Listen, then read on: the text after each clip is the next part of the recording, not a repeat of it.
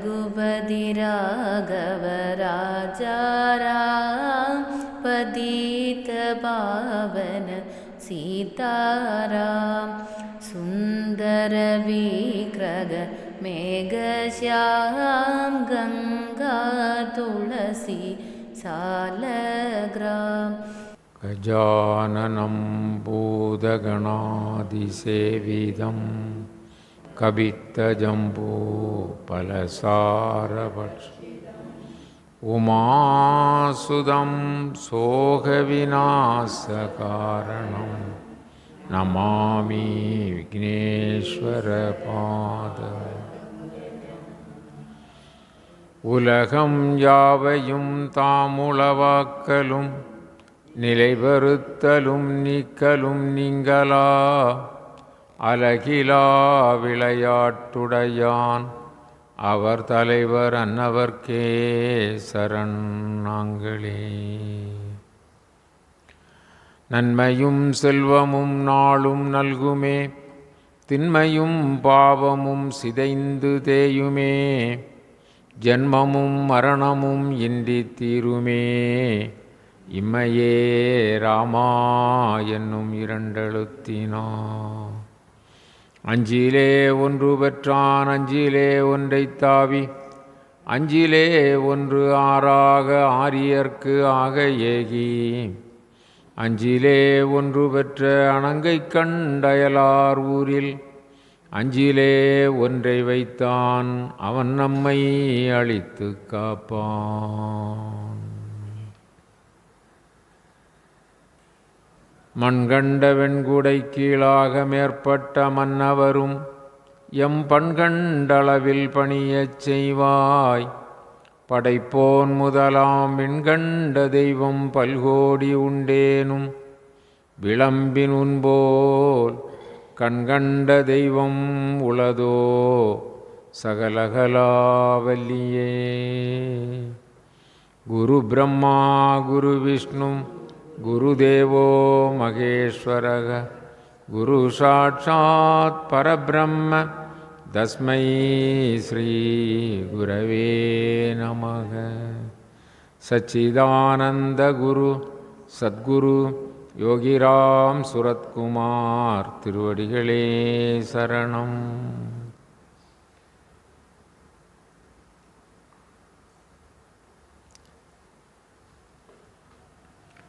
எல்லையற்ற கருணை உடைய எல்லாம் வல்ல சத்குருநாதரின் பேரருள் பெருங்கருணையினால் ஸ்ரீ ராமகாதையின் சில பகுதிகளை பார்ப்பதற்கு நமக்கு பேரருள் புரிந்திருக்கிறார். ஸ்ரீ ராம சரிதம் அது புண்ணியம் செய்தவர்களுக்குத்தான் கேட்பதற்கு வாய்ப்பு கிடைக்கும். அப்படி இத்தகைய வாய்ப்பினை பெற்று இந்த நிகழ்ச்சியை செவிமடுத்து கொண்டிருக்கின்ற அத்துணை நல்ல உள்ளங்களுக்கும் சான்றோர் பெருமக்களுக்கும் மெய்யடியார்களுக்கும் எல்லோருக்கும் நமது பணிவான வணக்கங்களை முதற்கண் உரித்தாக்கிக் கொள்கிறோம். கழிந்த நிகழ்வில் ராவணன் தன்னுடைய மாமாவாகிய மாரீசனிடம் வந்து நீங்கள் எனக்கு உதவி செய்ய வேண்டும் என்று சொல்லி தன்னுடைய வஞ்சகத்தை தெரிவித்தான்.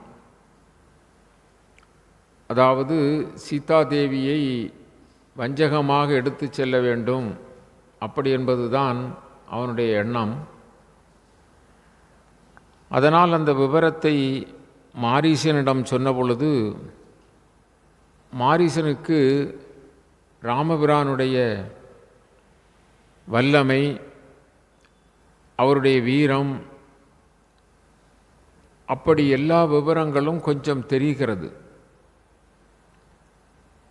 முன்பு விஸ்வாமித்திரர் நடத்திய வேள்வியை அழிப்பதற்காக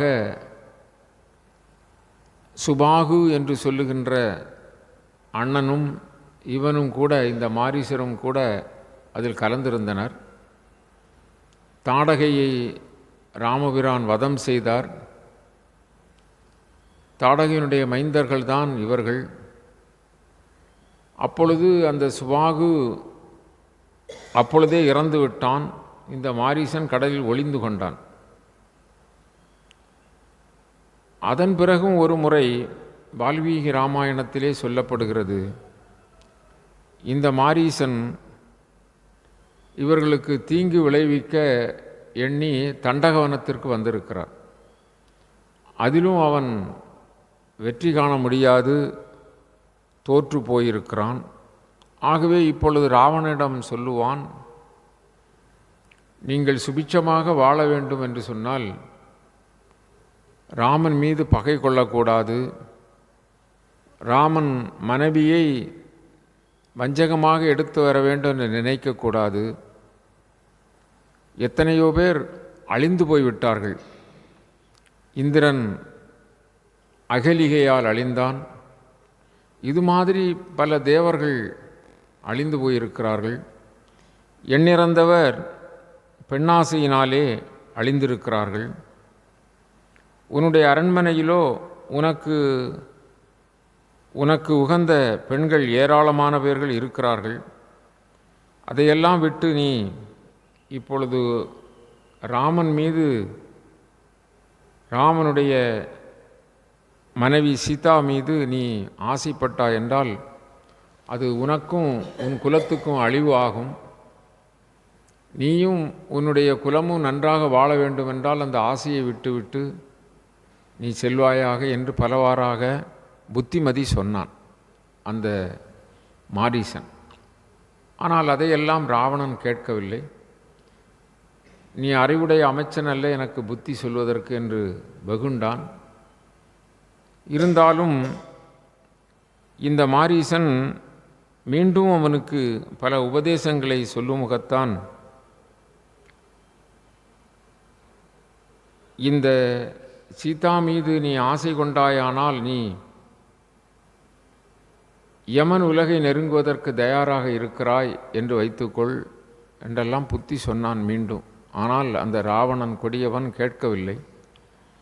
நீ என்னுடைய வார்த்தையை கேட்காவிட்டால் நான் உன்னை கொன்று விடுவேன் என்று சொல்லி அதட்டினான். எனவே எப்படியேனும் இறப்பு உண்டு, ஆகவே நாம் அவனுக்கு இசைந்தவாறு அவன் சொன்ன காரியத்தை செய்து மாண்டு போவோம் அந்த ராமன் கையினால் என்று புறப்பட்டான் மாரீசன்.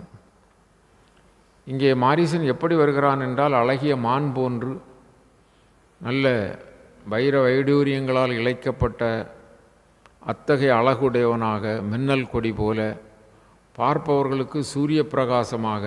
இந்த உலகத்திலே அப்படிப்பட்ட மான் கிடையாது. அது மாதிரி அவன் ஒரு தெய்வலோக மான் என்று சொல்ல முடியாது, அதைவிட மேலான ஒரு மான் வடிவம் எடுத்து அதனுடைய முகமும் அதனுடைய காதுகளும் அதனுடைய கண்களும் அதனுடைய நடையும் அதனுடைய கால் குழம்புகளும் இவைகளெல்லாம் மிக அழகுடையவனாக இருக்கின்றன. வந்து பஞ்சவடியிலே சீதா பிராட்டி இருக்கின்ற அந்த இடத்திற்கு அந்த மான் வருகிறது. அப்பொழுது சீதாதேவியானவள் கொஞ்சம் அந்த வனப்பகுதியிலே உலா வரலாம் அப்படி என்று சொல்லி வெளியே வந்து கொஞ்சம் பூக்கள் மலர்களை எல்லாம் பறிப்பதற்காக வருகிறார்கள். ராமபிரானும் அந்த பக்கம் வருகிறார். இளைய பெருமாளும் அங்கு நிற்கிறார் ஒரு பக்கம். இது மாதிரி அவர்கள் பர்ணசாலைக்கு வெளியே நிற்கிறார்கள். இந்த நேரத்தில் அந்த மாயமான், அந்த மாரீசன், அவன் அங்கே தென்படுகின்றான். சீதா பிராட்டியை பார்த்தார்கள். பார்த்த மாத்திரத்திலே அந்த மானின் அழகு அப்படி அழகாக இருக்கிறது, கொள்ளை அழகாக இருக்கிறது. பார்த்தவர்கள் அதை மீண்டும் பார்க்காமல் இருக்க முடியாது. அது மாதிரி பார்த்தவர்கள் பார்த்த வண்ணம் இருக்கின்ற விதத்திலே அது நடப்பதும், அது புல் மேய்வதும், அது துள்ளுவதும், இது மாதிரி ரொம்ப வசீகரமாக இருக்கிறது. உடனே அந்த மான் மீது சீதா பிராட்டிக்கு ஆசை ஏற்படுகிறது. இந்த மானை நமக்கு நம் பர்ணசாலையில் வைத்து கொள்ளலாம் அப்படி என்று சொல்லி ஆசைப்பட்டார்கள். உடனே ராமபிரானிடம் இந்த மானை எனக்கு பிடித்து தாருங்கள் என்று கேட்க, ராமபிரானும் அந்த அழகை பார்த்து ரொம்ப வியந்து நிற்கிறார். அப்பொழுது இளைய பெருமாள் சொல்லுகிறார், இல்லை, இது ஒரு மாயத்தன்மை உடையது. இது மாதிரி மான் இந்த பூலோகத்திலே இல்லை. இது ஏதோ ஒரு அரக்கன் வஞ்சகமாக நமக்கு தீங்கு செய்வதற்காக வந்திருக்கிறான். நீங்கள் இதை மான் என்று நினைக்காதீர்கள். ஆகவே இது ஏதோ ஒரு கெடுதல் செய்வதற்கு வந்திருக்கிறது அப்படி என்று சொல்லி அந்த இளைய பெருமாள் சொன்னார். உடனே ராமபிரான், இல்லை, உலகத்திலே எத்தனையோ வகையான மிருகங்கள் இருக்கின்றன. மானினத்தில் கூட பல வகைகள் இருக்கும். பிரபஞ்சத்தினுடைய உயிர்களினுடைய வகைகளை நம்மால் கணித்து சொல்ல முடியாது. இது சாதாரண மானை போல் இல்லாமல் கொஞ்சம் வித்தியாசமாக வேறு நிலையில் இருந்தால் கூட இது மான் தான். ஆகவே நான் இதை சீதா கேட்கிறாள், நான் பிடித்து கொடுக்கிறேன் அப்படி என்று சொன்னார். திரும்பவும் இளைய பெருமாள் தடுக்கிறார். வேண்டாம், இது நிச்சயமாக சாதாரண மான் அல்ல. இது ஏதோ வஞ்சகமாக அசுரர்கள் நமக்கு கேடு விளைவிப்பதற்காக அனுப்பியிருக்கிறார்கள், அதில் வந்திருக்கிறார்கள். இதை நம்பக்கூடாது, நமக்கு எதற்கு இது அப்படின்னு சொன்னார்.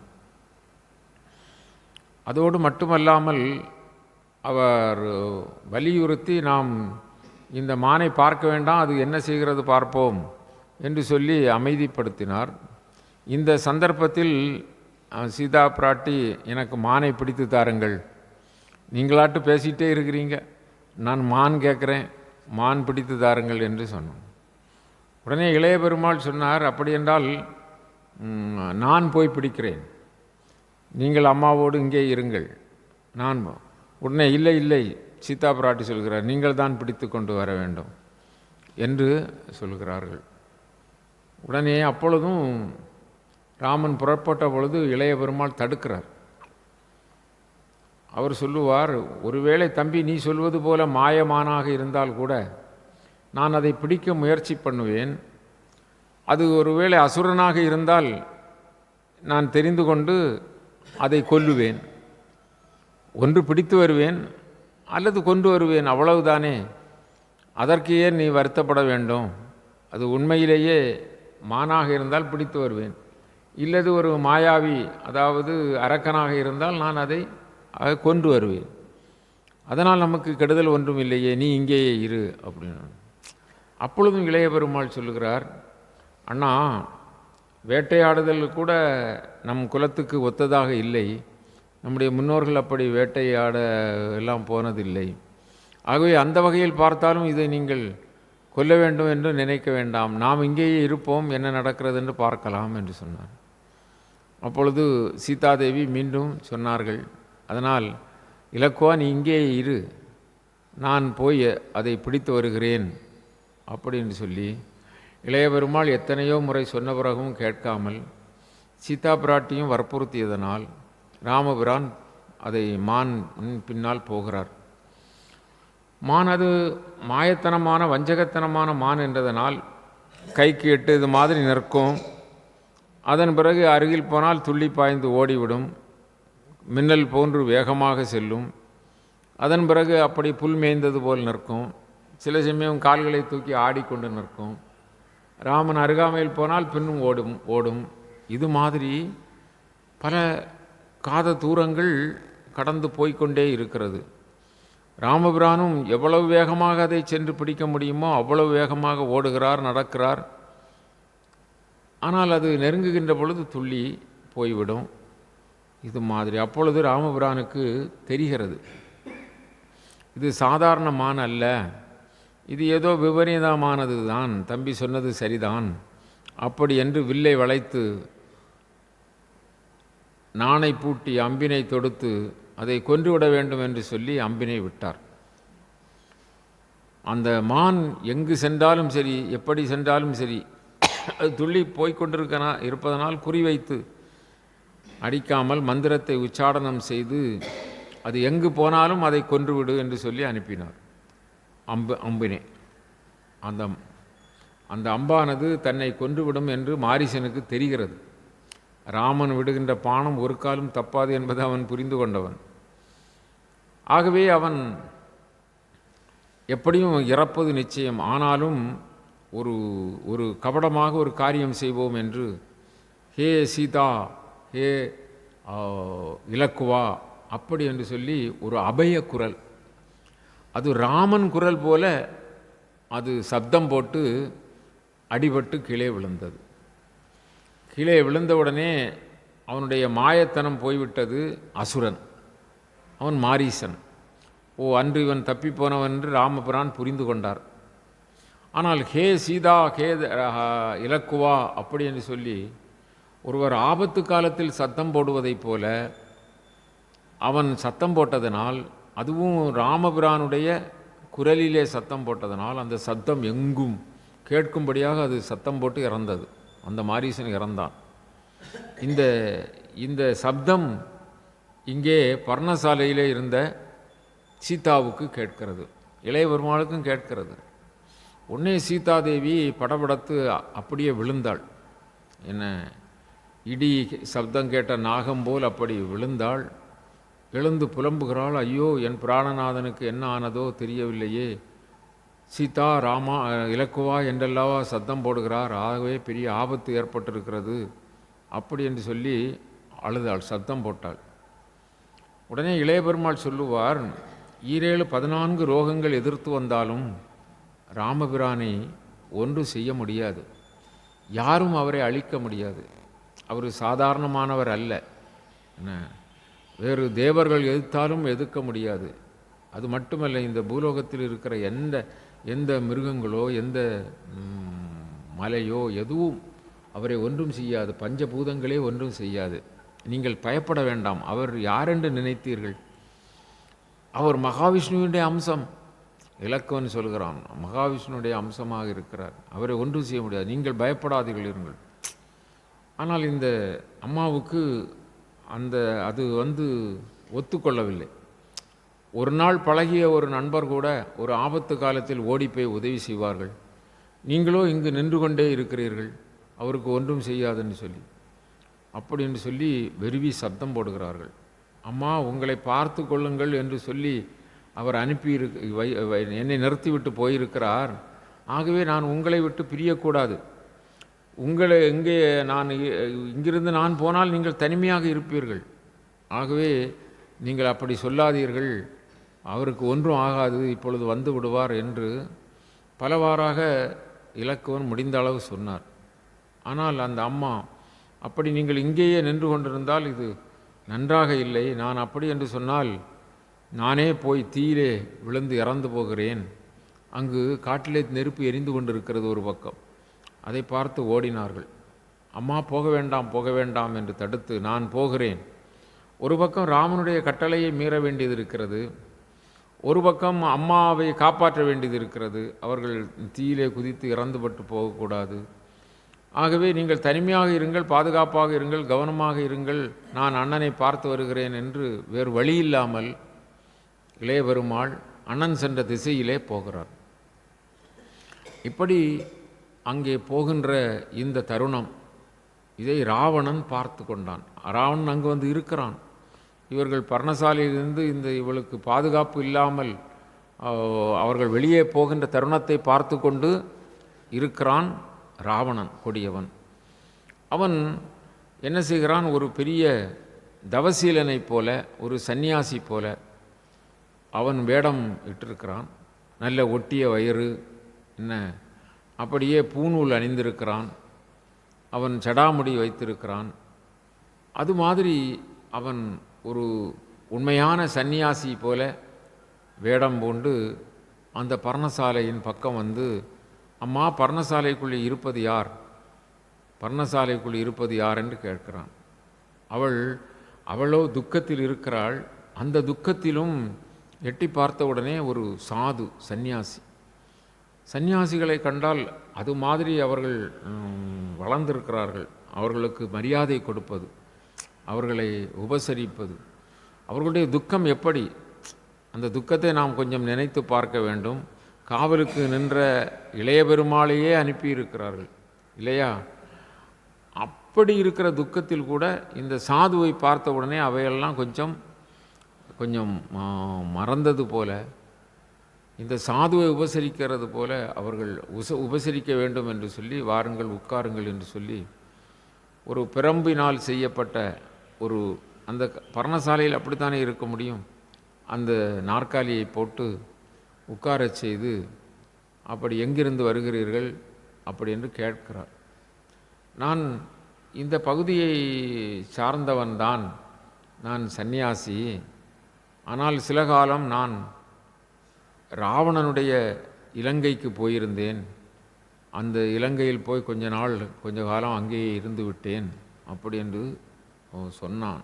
அவன் சொன்ன உடனே சீதாதேவி கேட்கிறார்கள், நீங்கள் ராவணன் கொடியவனாச்சே, அரக்கனாச்சே, அங்கே ஏன் சென்றீர்கள், இலங்கையை ஏன் தேர்ந்தெடுத்து அங்கே சென்றீர்கள் அப்படி என்று அம்மா கேட்டார்கள். உடனே அவன் சொல்லுவான், ராவணன் கொடியவன் இல்லையே, நல்ல நல்ல கெட்டிக்காரன் தானே, அவன் 7-14 லோகங்களையும் ஆளுகிறான், பெரிய வல்லமை உடையவன், 10 தலை 20 கைகளை உடையவன், அவன் பெரியவன் தானே.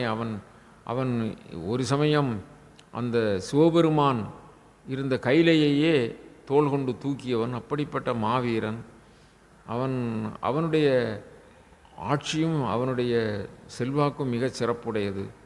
அஷ்டதிக்கு யானைகளோடு கூட போர் செய்திருக்கிறான். ஆகவே அவனுடைய ராஜ்யம் மோசமானது இல்லையே அப்படி சொன்னான்.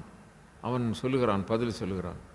உடனே சீதாதேவி அம்மா சொல்லுவார்கள், இல்லை இல்லை, இந்த ராவணாதி அவுணர்களெல்லாம் அழிக்கப்பட வேண்டும். அவர்கள் தண்டகவனத்திலும் பஞ்சவடியிலும் பல முனிவர்களெல்லாம் என் பிராணநாதன் ராமபிரானிடம் அவர்கள் முறையிட்டிருக்கிறார்கள், அவ்வளவு கொடுமை செய்து கொண்டிருக்கிறான். ஆகவே ராவணன் மிக கொடுமைக்காரன்தான், அவனை என் ராமபிரான் அழித்து விடுவார் அப்படி என்று சொல்லி சீதா தேவி சொல்கிறார்கள். உடனே ராமன் அழித்து விடுவான் என்று சொன்னோடனே அவனுக்கு கொஞ்சம் கோபம் வருகிறது. கோபத்தை அடக்கிக் கொள்கிறான். சீதாதேவியினுடைய அழகிலே மயங்குகிறான். மயக்கத்தினாலே அப்படி கோபத்தை அடக்கிக் கொள்கிறான். அவள் இப்படிப்பட்ட சங்கடமான காலத்தில் கூட, அழுத கண்ணோடு இருக்கின்ற நேரத்தில் கூட இவ்வளோ அழகுடையவளாக இருக்கிறாள். அவள் சந்தோஷமாக இருந்தால் இன்னும் எவ்வளோ அழகுடையவளாக இருப்பாள். அவளுடைய பேச்சு தேனினும் இனிமையாக இருக்கிறது என்றெல்லாம் அவன் அப்படியே அந்த காமத்திலே திளைக்கிறான். அப்பொழுது அந்த ராவணனை ராமன் கொன்று விடுவான் அப்படி என்று சொன்னவுடனே அவனுக்கு கொஞ்சம் கோபம் வருகிறது. வெளிக்காட்டவில்லை. அது ராவணனை ராமன் கொல்வான் என்பது யானையை ஒரு முயல் கொல்வது போல, சிங்கத்தை பூனை கொல்வது போல அப்படித்தான் ஆகுமே தவிர ராவணனை யாராலும் கொல்ல முடியாது. அவன் பெரிய வரப்பிரசாதம் உடையவன். அவன் அவன் அவன் ஆட்சியே உலகம் முழுவதும் இருக்கிறது என்று மீண்டும் அவன் தன்னைத்தானே பெருமையாக சொல்லுகிறான். இல்லை இல்லை, அந்த கார்த்தவீரியார்ஜுனன் 1000 கைகளை உடையவன். ராவணன் 10 தலையும் 20 கையும் தானே. அந்த கார்த்தவீரியார்ஜுனன் என்பவன் 1000 கைகளை உடையவன். அந்த 1000 கைகளை உடைய அந்த கார்த்தவீரியார்ஜுனனையே பரசுராமர் கொன்றுவிட்டார். அது மாதிரி மனிதர்கள் என்று நினைக்கக்கூடாது. அவன் சொல்லுவான், மனிதர்கள் என்றால் எனக்கு ஒரு சின்ன ஒரு பூச்சி போல, அவர்களை நான் லகுவாக கொன்று விடுவேன், அவர்களெல்லாம் எனக்கு ஒரு எதிர்ப்பு அல்ல அப்படி என்று அவன் சொன்னான். உடனே அப்படி அல்ல, அந்த தாடகையை ஒரே பாணத்தால் வீழ்த்தினார் ராமர். கரண் தூஷணர்கள் லட்சக்கணக்கான வீரர்களோடு வந்து எதிர்த்தார்கள். ராமன் தனி ஒருவராக இருந்து என் பிராணநாதன் அவர்களையெல்லாம் விண்ணுலகம் அனுப்பினார். அது மாதிரி ராவனுடைய தங்கை அவள் அசட்டை செய்தனால் அவள் மூக்கு காதெல்லாம் அறுபட்டு போனாள். ஆகவே ராமனை பற்றி அப்படி புகழ்ந்து சொன்ன உடனே அவனுக்கு இன்னும் கோபம் வருகிறது.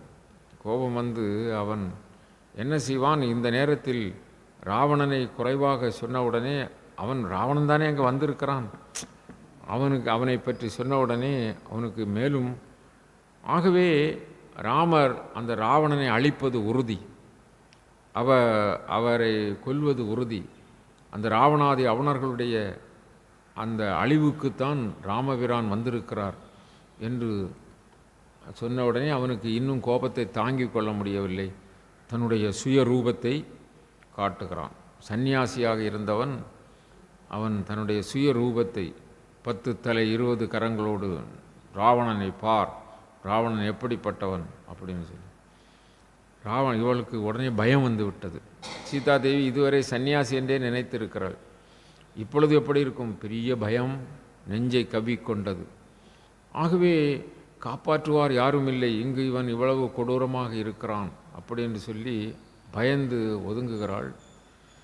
அந்த ராவணன், உன்னை நான் ஒன்றும் செய்ய மாட்டேன், பயப்படாதே, நீ அந்த மூவர் விஷ்ணு பிரம்மா சிவன் ஆகிய மூவர்கள் தேவியர் எப்படி இருக்கிறார்களோ அதைவிட பல மடங்கு உன்னை பெரிதாக வைப்பேன். ராவணனுடைய 10 தலை முடிகளின் மேல் நீதான் இருப்பாய் அப்படி என்று வஞ்சகனாகி அவன் பெருமையோடு பேசுகிறான். அது தாய்க்கு எப்படி ஈயத்தை உருக்கி காதிலே விட்டது போல இருக்கிறது. 2 கைகளாலும் காதை பொத்தி கொண்டாள்.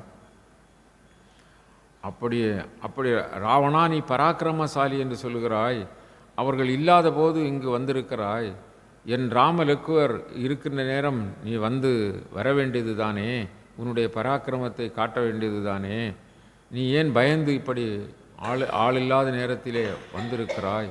அப்படி ராமலக்குவர்களை நான் லகுவாக கொன்று விடுவேன், அவர்களை கொன்றால் நீ இறந்து போவாய் என்று தான் உன்னை தனியாக நான் சந்தித்தேன், எடுத்து போக வந்திருக்கிறேன் என்றான். அவனுக்கு பிரம்மாவினுடைய சாபம் ஒன்று இருந்தது. என்ன சாபம் என்று சொன்னால், பிற பெண்களுடைய இஷ்டம் இல்லாமல் அவர்களை இவன் தீண்டினான் என்று சொன்னால் அவன் தலை வெடித்து போகும், அவன் சுக்குநூறாக அவனுடைய தலை வெடித்து போகும். அது மாதிரி பிரம்மதேவருடைய சாபம். ஏனென்றால் இவன் பல பெண்களை அழித்திருக்கிறான், பல பெண்களுக்கு இடையூறு செய்திருக்கிறான். ஆகவே பிரம்மா அப்படிப்பட்ட ஒரு சாபத்தை யாருக்கு கொடுத்திருக்கிறார்? ராவணனுக்கு கொடுத்திருக்கிறார். என்ன, தேவவதி என்று ஒரு அம்மா கூட சாபம் கொடுத்திருக்கிறார் முற்புறவியிலே. தேவவதி அவர்கள்தான். அது பின்னால் நமக்கு வரும் அந்த வரலாறு. அது மாதிரி பிரம்மாவுடைய சாபம் இருந்ததனால் சீதா பிராட்டியை இவனால் என்ன செய்ய முடியவில்லை, தீண்ட முடியவில்லை, தொட முடியவில்லை. ஆகவே அந்த பர்ணசாலை இருந்த பூமியோடு அவன் பெயர்த்தான். அப்படி பெயர்த்து பக்கத்திலே இருந்த விமானத்திலே வைக்கிறான். உடனே அம்மாவுக்கு பெரிய பயம். ராவணன் இப்படி உடனே மலைகளே கோ என்ற அலறி சொல்லுவார்கள். மலைகளே, மரங்களே, செடி கொடிகளே, நீங்கள் என் நாதனுக்கு சொல்ல மாட்டீர்களா? பறவைகளே, நீங்கள் சொல்ல மாட்டீர்களா? தேவர்களே, நீங்கள் சொல்ல மாட்டீர்களா? வருண பகவானே, பூமி தேவியே, அக்னியே, நீங்களெல்லாம் இப்படி கொடியவன் ராவணன் என்னை தூக்கி செல்கிறான் என்பதை நீங்கள் என் நாதனுக்கு சொல்வீர்களா? சொல்லுங்கள் அப்படி என்று சொல்லி நாலா திசையும் பார்த்து அவர்கள் அழுகிறார்கள், வேதனைப்படுகிறார்கள். உன்னை காப்பாற்றுவோர் யாரும் வர முடியாது என்று ராவணன் அப்படியே கொக்கரித்து கொண்டு விமானத்தை, அந்த ஆகாய தேரை அவன் நடத்தி செல்கிறான். அங்கே சீதாதேவியினுடைய அழுகுரல் கேட்கிறது. அம்மா அழுது அரட்டி பேசுகிறார்கள். அதர்மம் தெளித்து தர்மம் தோக்குமா என்றைக்காவது, இப்படி ஒரு அநியாயம் நடக்கிறதே என்று வருந்துகிறார்கள். பறவைகளை பார்த்து சொல்லுகிறார்கள், மேகத்தை பார்த்து சொல்லுகிறார்கள், என் நாதனுக்கு இந்த செய்தியை சொல்லுங்கள் அப்படி என்று சொல்லி அப்படியே கதறுகின்ற சப்தம் ஜடாயுவுக்கு கேட்கிறது. ஜடாயுதான் முதலிலே நாம் பார்த்தோம், இந்த பஞ்சவடி ஆபத்தான இடம், நீங்கள் சீதாவை தனியாக விட்டு செல்லக்கூடாது, எங்கும் வஞ்சகர்களுடைய நடமாட்டம் அதிகமாக இருக்கும், நீங்கள் ஜாக்கிரதையாகத்தான் பஞ்சவடியிலே இருக்க வேண்டும் என்றெல்லாம் அவர் அறிவுறுத்தியிருந்தார். அவர் ரொம்ப காலம் அங்கே வாழ்பவர். அதனால் அரக்கர்களுடைய மாயங்கள் தீங்குகள் எல்லாம் நன்றாக உணர்ந்தவர். எனவே இப்பொழுது அவருக்கு சீதாவின் அழுகுரல் கேட்டவுடனே ஏதோ ஒரு இடையூறு என்று சொல்லி அப்படியே ஆகாயத்தில் பறந்து 2 சிறகுகளையும் அடித்து கொண்டு அப்படி வருகிறார். அவர் சிறகு அடிக்கின்ற பொழுது மரங்களெல்லாம் அப்புறம் இப்புறம் அசையும். அவர் சிறகு அடித்து மேலே புறப்படுகின்ற பொழுது கல்கள் மலைகள் எல்லாம் அவர் கூடவே பறந்து போகும். அது மாதிரி வேகமாக சிறகை அடித்து பேர் உருவத்திலே வருகிறார் ராவணன். அங்கே சீதா பிராட்டியை அந்த விமானத்திலே வைத்து எடுத்து செல்கிறான். அந்த தேர், ஆகாய தேர், அதிலே எடுத்து போகிறான். டே மடையா நில்! அவர் சப்தம் கொடுக்கிறார், அறிவு கெட்டவனே நில், எங்கே போகிறாய் அப்படின்னு சொல்லி அதட்டி கொண்டு முன் வருகிறார். அப்படி அதட்டி கொண்டு வந்து சீதாவை பார்த்து, பயப்படாதே அம்மா, வருந்தாதே, இன்னும் சில நொடிகளில் நான் இவனை கொன்று விடுகிறேன், நீ வருத்தப்படாதே என்று சொல்லி அம்மாவுக்கு ஆறுதல் சொல்லுகிறார்கள். சொல்லி அங்கே இருந்த ராவணன் மீது மேலே பறந்து ராவணனை அப்படி வந்து அடிக்கிறார். ராவணன், ஜடாயுவே ஒதுங்கிக்கொள், எனக்கு வழிவிடு, இல்லை என்றால் உன்னை கொன்று விடுவேன் என்று அவன் கொக்கரிக்கிறான். ஆனால் ஜடாயு விட்டபாடில்லை. அவருடைய கால்கள், அவருடைய அலகுகள், இவைகளினால் அந்த ஜடாயுவானது மிகுந்த போர் செய்கிறது. அந்த 10 தலை ராவணனுடைய அந்த மகுடம் அந்த 10 தலைகளையும் அடித்து சிதற வைக்கிறது. அதனுடைய வல்லமை, ஜடாயுனுடைய வல்லமை அப்படிப்பட்ட வல்லமை. அப்படி சிதறி ஓடுகின்றன. ராவணன் மகுடம் போனதென்றால் அவமானம். ஆனாலும் அவன் தேரை செலுத்துகிறான். ஆனால் தேர் குதிரைகளை எல்லாம் அறுத்து தள்ளுகிறது. அது அதிபயங்கரமான போர் செய்கிறது ஜடாயு இந்த ராவணனோடு. ராவணன் சிவபெருமான் கொடுத்த வாளை அப்படி எடுத்துக்கொண்டு, இனி உன்னுடைய இறக்கைகளை வெட்டி விடுவேன் என்று ஆங்காரமாக அவன் ஜடாயுவோடு போர் செய்கிறான். ஜடாயு அது மிகுந்த வல்லமையோடு, உன்னை விட்டேனா பார் வஞ்சகனே, நீ சீதாவையா எடுத்து செல்கிறாய் என் பிராணநாயகி அப்படின்னு சொல்லி அவன் அந்த ஜடாயு போர் செய்கிறது. நிறைவாக என்ன ஆனது என்று சொன்னால், அந்த சிவபெருமான் கொடுத்த வாள், அந்த வாளால் என்ன செய்கிறான் ராவணன், ஜடாயுனுடைய இறக்கையை வெட்டி விடுகிறான். இறக்கை அருந்த மாத்திரத்திலே ஜடாயு காயம்பட்ட உடலோடு பூமியிலே விழுகிறது. சீதாதேவி ஜடாயு அடிபட்டு வெட்டுப்பட்டு விழுந்தவுடனே கதறுகிறார்கள், துடிக்கிறார்கள். அவன் தென் திசையை நோக்கி போய் கொண்டிருக்கிறான். இங்கே ராமனை தேடி வந்த இளைய பெருமாள் கொஞ்ச தூரம் நடந்து போகிறார். அப்பொழுது ராமனும் ஏதோ பர்ணசாலையில் ஏதோ நடக்கிறது, இவன் இந்த மாயமான் இவன் இறந்துபட்டு போகும்போது இந்த அசுரன் சீதா ராம் இலக்குவா என்று சப்தமிட்டு கொண்டல்லவா, என் குரலில் சத்தமிட்டல்லவா சென்றான்.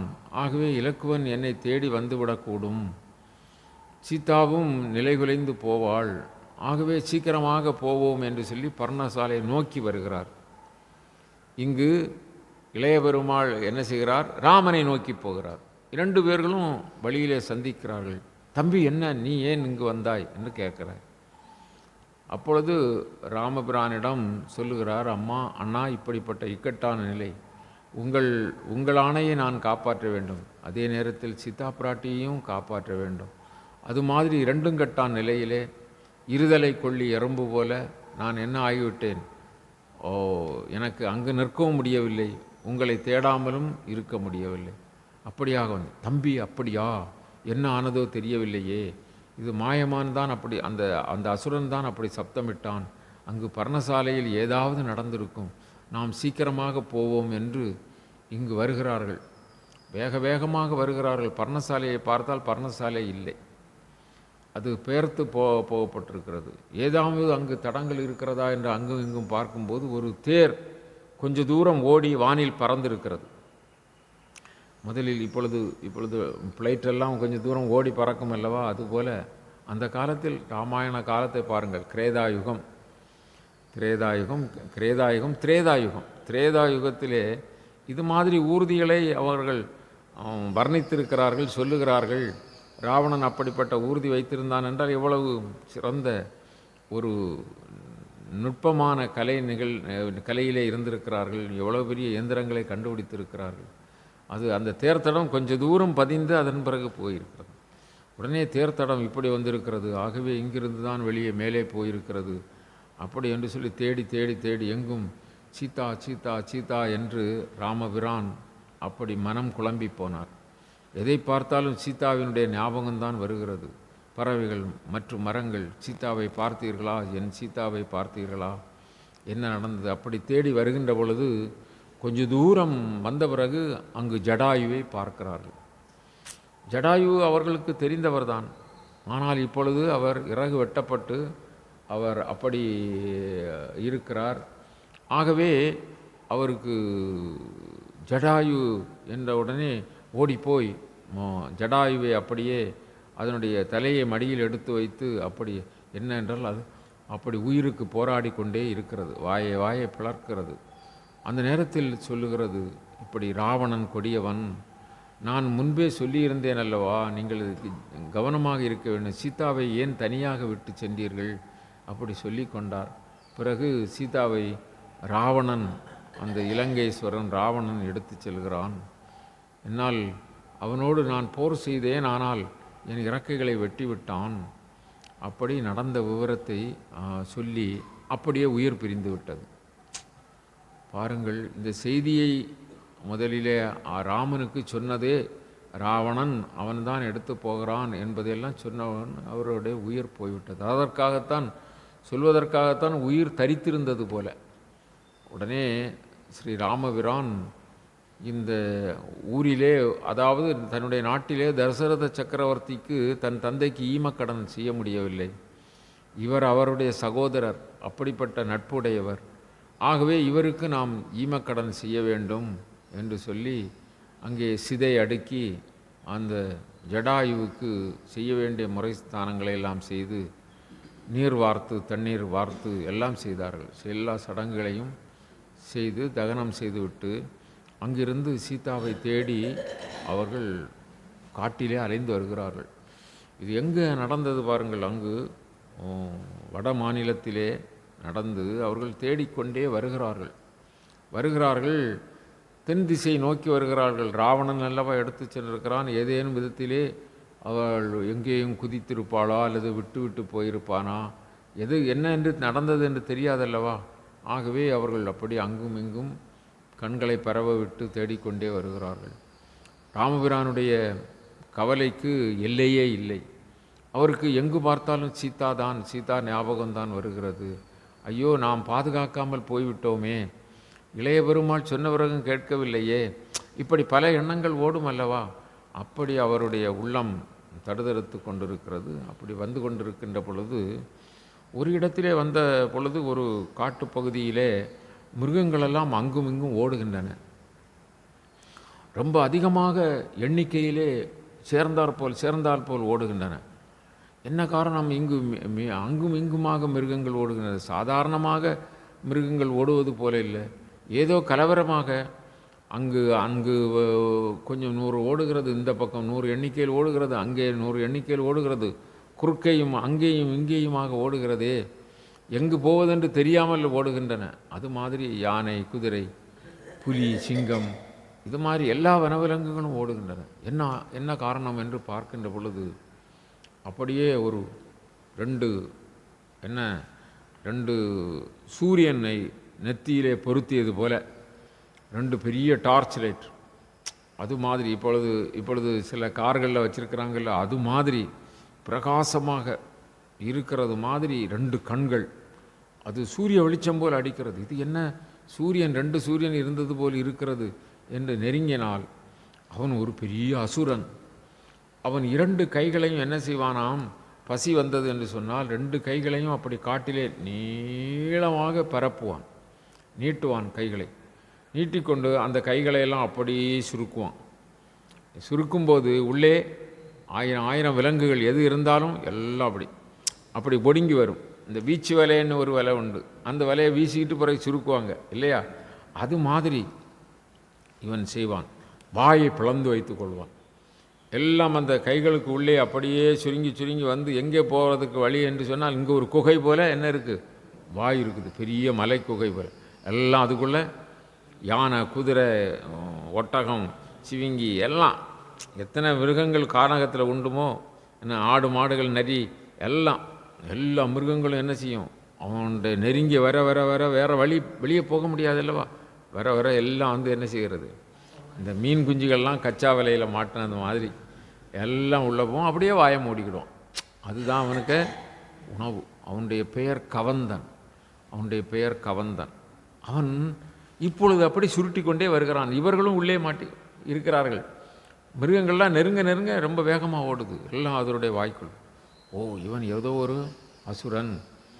அப்போது உடனே இளைய பெருமாள் ராமபிரான் கவலையில் மிக்க கவலையிலே இருக்கிறார். அப்பொழுது இளைய பெருமாள், அண்ணா நீங்கள் நில்லுங்கள், நான் போகிறேன் அந்த அசுரனிடம். அவன் அவன் விழுங்கத்தானே போகிறான், நான் முதலில் போகிறேன் அண்ணார். ராமர் உடனே, தம்பி நீ போகக்கூடாது, நான் தான் போக வேண்டும் என்று மாறி மாறி ஒருவரை ஒருவர் பின்தள்ளி போகிறார்கள். பிறகு 2 பேருமே சரி சரி 2 பேருமே போவோம் என்று சொல்லி தன் உடைவாளை எடுத்து அந்த அந்த ராட்சசனுடைய 2 கைகளையும் வெட்டுகிறார்கள். அது ஒரு வெட்டில் விழுமா என்ன, அவ்வளவு பெரிய கைகள். மாறி மாறி வெட்டி 2 கைகளையும் துண்டித்து விட்டார்கள். அவன் சாகவில்லை. அந்த நேரத்தில் ராமபிரான் அவன் தலை மீது மிதிக்கிறார். மிதித்த உடனே அவன் அந்த ராட்சச உரு மாறி கந்தர்வனாக ஆகிவிட்டான்.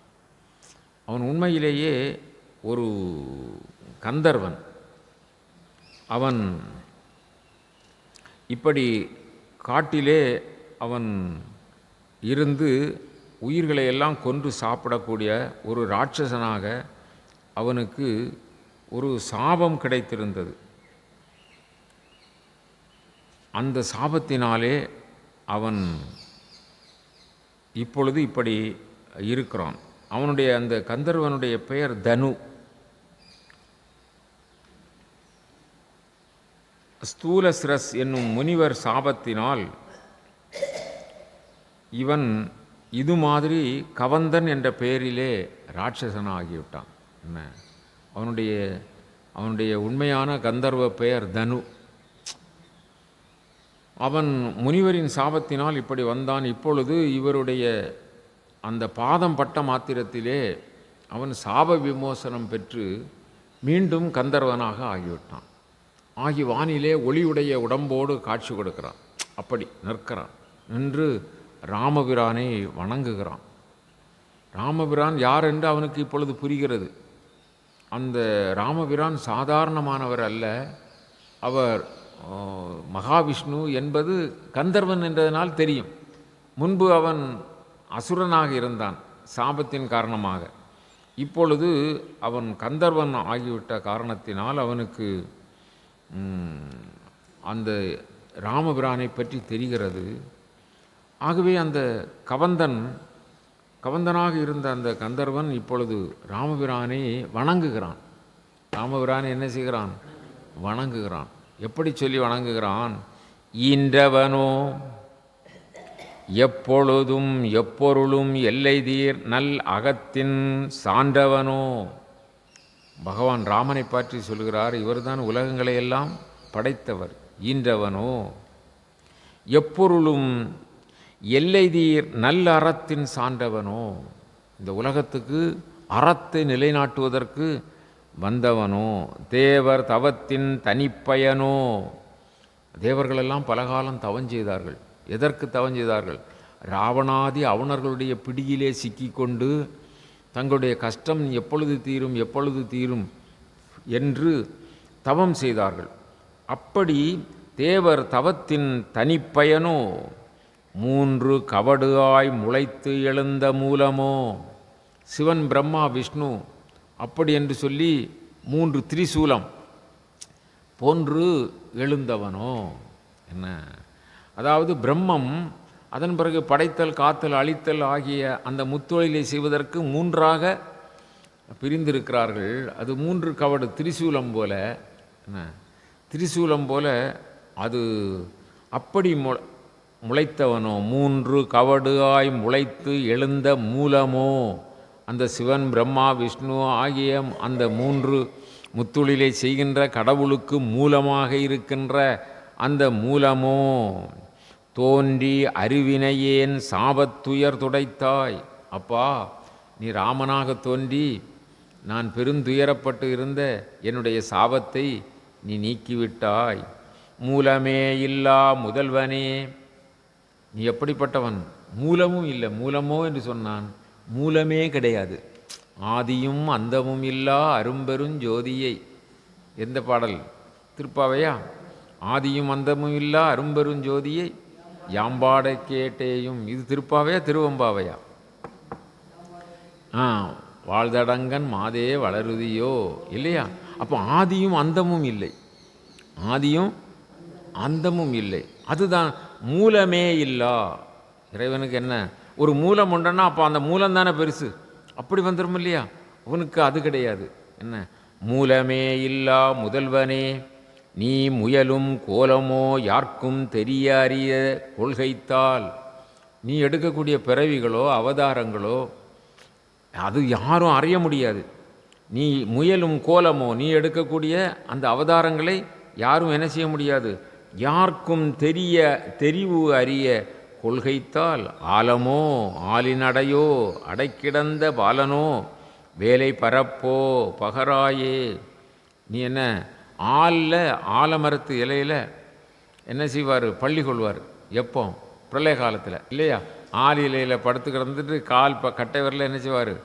அப்படி வாய்க்குள்ளே வச்சுட்டு அப்படி இருக்கக்கூடிய, அதுதான் சொல்லுவார். ஆலமோ ஆலின் அடையோ அடை கிடந்த பாலனோ, அந்த ஆல இலையில் படுத்திருக்கிற பாலனோ வேலை பரப்போ பகராயே. வேலை என்றால் கடல், கடல் பரப்போ. நீ யாரப்பா? நீ சாதாரணமானவல்ல. அவன் வணங்குறான். கந்தர்வன், கந்தர்வனுக்கு சாப விமோசனம் பெற்று அவன் என்ன செய்கிறான்? வணங்குகிறான். ஆதி பிரம்மனும் நீ. நீ யாரு? ஆதி பிரம்மனும் நீ, ஆதி பரமனும் நீ. ஆதியனும் பொருளுக்கு அப்பால் உண்டாகிலும் நீ. அந்த ஆதி பிரம்மம், ஆதி பரம், அந்த ஆதி பரத்திற்கு அப்பால் உண்டாகிய அந்த அந்த ஜோதி நீ. அருட்பெருஞ்சோதி அருட்பெருஞ்சோதி தனிப்பெரும் கருணை என்று வள்ளல் சொல்லுவார்ல்லவா, அது மாதிரி சொல்லுகிறான். அப்படி ஆதியனும் பொருளுக்கு அப்பால் உண்டாகிலும், அப்படி ஆதியும் நீதான், அந்த ஆதிக்கு அப்பால் ஏதாவது இருந்தால் அதுவும் நீதான். ஜோதி நீ, ஜோதி சுடர் பிளம்பும் நீ என்று வேதம் உரை செய்தால் வெட்காரோ வேறு உள்ளார். அப்படி வேதமெல்லாம் சொன்னால் கூட அந்த சொல்லுக்கும் அடங்காதவன் அப்படி என்று சொல்லி அந்த கந்தர்வன் அப்படி வாயார பகவானை வாழ்த்தி சொல்லுவான். நீங்கள் கவலைப்பட வேண்டாம், இப்படி வருந்தாதீர்கள். நீங்கள் இதற்கு பக்கத்திலேயே அங்கே மதங்க மகரிஷி இருக்கக்கூடிய அந்த அந்த மலை இருக்கிறது. மதங்க ரிஷி இருக்கக்கூடிய மலை இருக்கிறது. அங்கே சபரி என்று ஒரு பெண் இருக்கிறாள், அவளை பாருங்கள், அவள் உங்களுக்கு வழிகாட்டுவாள். அப்படி என்று சொல்லி நான் போகிறேன் என்று கந்தர்வன் போய்விட்டான். அதன் பிறகு ராமலக்குவர்கள் அங்கிருந்து அந்த ரிஷிகமுக பர்வதம் அப்படிங்கிற பர்வதத்திற்கு வருகிறார்கள். ரிஷிகமுக பர்வதம், அந்த பர்வதத்தில்தான் சபரி வாழ்கிறாள்.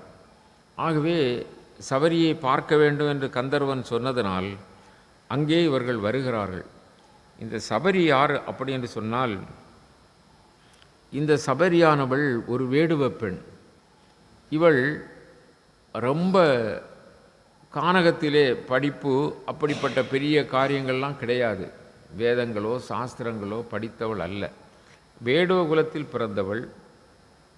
ஆனால் அவள் கானகத்திலே சுற்றி திரிவாள். காட்டு வாழ்க்கை தான் அவளுடைய வாழ்க்கை. அந்த ரிஷிகமுக பர்வதத்தின் ஒரு பகுதியில்தான் மதங்க ரிஷி அவர் ஒரு பெரிய ஆசிரமம் அமைத்திருந்தார். அந்த ஆசிரமத்திலே நூற்றுக்கணக்கான சீடர்கள் உண்டு. அவர்களெல்லாம் முறையாக அதிகாலையிலே ஸ்நானம் செய்வார்கள். வேதங்களை எல்லாம் படிப்பார்கள். அதன் பிறகு குருவுக்கு சிசுருசை செய்வார்கள். சிசுருசை என்றால் தொண்டுகள் செய்வார்கள். குரு வணக்கம் செய்து அங்கேயே ஆசிரமத்திலே உண்டு. அப்படியே அங்கிருந்து மீத நேரங்களிலே தோட்டங்களை கவனிப்பது, மற்றுமுள்ள காரியங்களை கவனிப்பது, குருவினுடைய ஆணையை கேட்பது, தியானம் செய்வது, இது மாதிரி சத்சங்கங்கள் செய்வது. எந்த இடத்துல? அந்த மதங்க மகரிஷியினுடைய ஆசிரமத்தில். அது அவர்களுடைய தினமும் நடக்கக்கூடிய காரியங்கள். அங்கு சிறப்பாக அந்த வேத மந்திரங்கள் ஒலிகளெல்லாம் கேட்டுக்கொண்டே இருக்கும். நூற்றுக்கணக்கான சீடர்கள் சேர்ந்து பாடும்போது எப்படி இருக்கும், அது மாதிரி நல்ல சிறப்பாக எல்லாம் நடந்து கொண்டே இருக்கும். இந்த காட்டிலே வாழுகின்ற வேடுவ பெண்ணாக இருந்தாலும் இந்த மதங்க மகரிஷியினுடைய ஆசிரமம் பக்கம் வருகின்ற பொழுது அவளுக்கு ஒரு ஆசை வரும். எப்படி இவர்கள் கடவுளை துதிக்கிறார்கள், குருநாதர் அவர்களுக்கெல்லாம் ஆசி வழங்குகிறார், குருநாதருக்கு இவர்களுக்கெல்லாம் தொண்டு செய்வதற்கு ஒரு வாய்ப்பு கிடைத்திருக்கிறது.